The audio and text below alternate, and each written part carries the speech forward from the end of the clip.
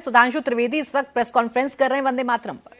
आज तक आंतरिक सुरक्षा के लिए उत्पन्न सबसे बड़ा खतरा है 13 अप्रैल 2006 और 31 मार्च 2026 प्रधानमंत्री श्री नरेंद्र मोदी जी की सरकार ने उस चीज को जो डॉक्टर मनमोहन सिंह समझ गए थे, मगर जिस विवशता के चंगुल में जकड़कर और नक्सली दिमाग वालों से भरी हुई सुपर कैबिनेट यानी एनईसी के द्वारा उनको कुछ करने नहीं दिया गया था, यदि वह कार्य सिद्ध करके दिखाया तो प्रधानमंत्री श्री नरेंद्र मोदी जी ने। मगर देश का एक ऐसा गृह मंत्री है जिसे इसमें गर्व का अनुभव नहीं हो रहा है, उसे इस बात में गर्व का अनुभव हो रहा है कि वह दिमागी नक्सली हैं। तो मैं कांग्रेस से पूछना चाहता हूं कि डॉक्टर मनमोहन सिंह सही हैं या आज के आपके स्वघोषित दिमागी नक्सली चिदंबरम साहब? और ये पी चिदंबरम साहब वो हैं, इनके लिए क्या कहा जाए, जिस यूपीए के पशुपति से लेकर तिरुपति तक रेड कॉरिडोर बना था, 180 से अधिक जिले नक्सलवाद से प्रभावित हो गए थे।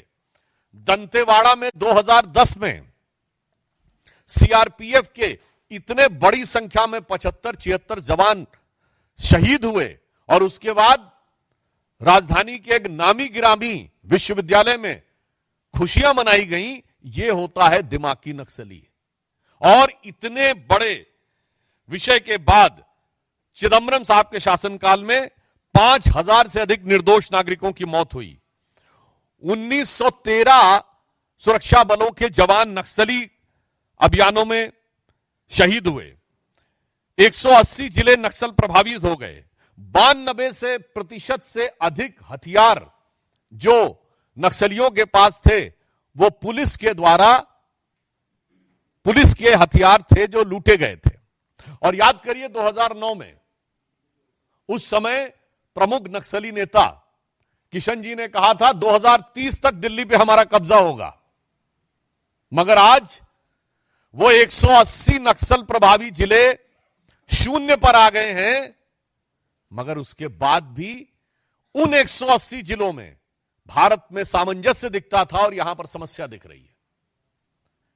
मैं ध्यान दिलाना चाहता हूं कि वो दंतेवाड़ा और वो झीरम घाटी जहां पर खून की नदियां बहती थीं, चिदंबरम साहब और कांग्रेस पार्टी, राहुल गांधी जी आंख खोलकर देखिए और कान खोलकर सुनिए, तब आपको वह देश अच्छा लगता था। और आज गृह मंत्री अमित शाह जी के कार्यकाल में यह परिस्थिति बनी है कि बस्तर में लगातार 2 साल ओलंपिक हुए हैं। यह सौहार्दपूर्ण, सकारात्मक और युवा ऊर्जा का प्रतिनिधित्व करता हुआ बस्तर अच्छा नहीं लगता है। अभी मात्र कुछ दिन पहले नेशनल हैंडलूम डे के ऊपर रायपुर में ट्राइबल एरियाज के युवकों के द्वारा हैंडलूम कपड़ों को रैंप पे वॉक किया गया। ये ट्राइबल युवा का यानी ट्राइबल जेनजी का रचनात्मक प्रदर्शन अच्छा नहीं लगता था, और वो अच्छा लगता था ये है दिमागी नक्सल जो इन लोगों के दिमाग में बैठा हुआ है। और इतना ही नहीं, इस समय 1800 से अधिक बैंक की ब्रांचें खुलना उस क्षेत्र में, 1200 से अधिक एटीएम खुलना, 6000 से अधिक मोबाइल के टावर लगना ताकि राष्ट्र की मुख्य धारा के साथ वो विकसित हो जाएं, 22 लाख लोगों को आयुष्मान भारत कार्ड उपलब्ध हो जाना ताकि वह युवा अपनी ऊर्जा का सही दिशा में प्रयोग कर सके। यह दृश्य जिसको खराब लगता है वो वास्तविकता में दिमागी नक्सल है। इसलिए मैं कांग्रेस पार्टी से और चिदंबरम साहब से यह भी पूछना चाहता हूं कि आप वही है ना जिसने वित्त मंत्री के रूप में कहा था कि भारत में तो डिजिटल ट्रांजैक्शन हो ही नहीं सकता, और सदन के पटल पे बोला था। और आज भारत डिजिटल ट्रांजैक्शन में नंबर 1 का देश है। जिसकी सोच ऐसी है वो है दिमागी नक्सल। और मैं ये भी कहना चाहता हूं, वो लोग जो कहते हैं कि संसद से समाधान नहीं निकलेगा, सड़क से समाधान निकलेगा, वो है दिमागी नक्सल। जो ये कहते हैं कि संसद में डिस्कशन रेजिस्टेंस से चीजें तय होंगी, वो है दिमागी नक्सल। और ये यूपीए सरकार की super cabinet national advisory council के सदस्य रह चुके हैं।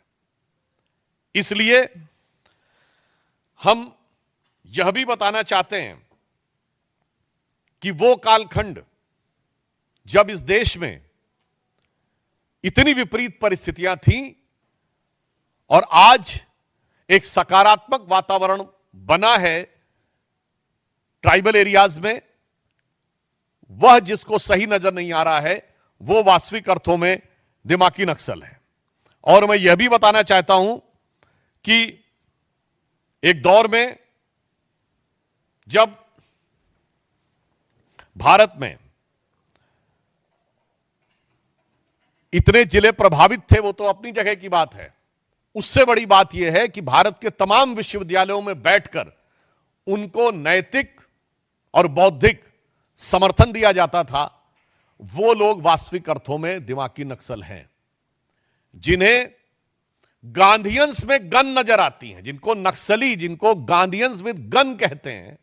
यानी कहां महात्मा गांधी जो अहिंसा के प्रतीक, और कहां माओवादी जो कहते power comes from the barrel of gun, जो नक्सलियों को गांधीयंस विद गन कहे और उन नक्सलियों को अपनी भारत जोड़ो यात्रा में साथ में रखे। उन राहुल गांधी से पूछना चाहता हूं, यह है वास्तविकता में दिमागी नक्सल। और इसीलिए हम यह भी कहना चाहते हैं कि चिदंबरम साहब हो या कांग्रेस पार्टी, ये वही लोग हैं जिनको एक विशेष प्रकार की चीज में अलग लगाव नजर आता है और दूसरे प्रकार की चीज में दुराव नजर आता है। मैं उदाहरण के लिए बोलना चाहता हूं, प्रधानमंत्री श्री नरेंद्र मोदी जी ने इन्वायरमेंट के लिए काम करने वाले उन लोगों को सम्मानित किया है, जैसे कर्नाटक की रानी गौड़ा, जिन्होंने 1 लाख से अधिक वृक्ष लगाए। एक अन्य कर्नाटक की महिला जिनको वृक्ष माता कहा जाता है, और याद करिए वो आई थी पद्म अवार्ड लेने नंगे पैर राष्ट्रपति भवन में।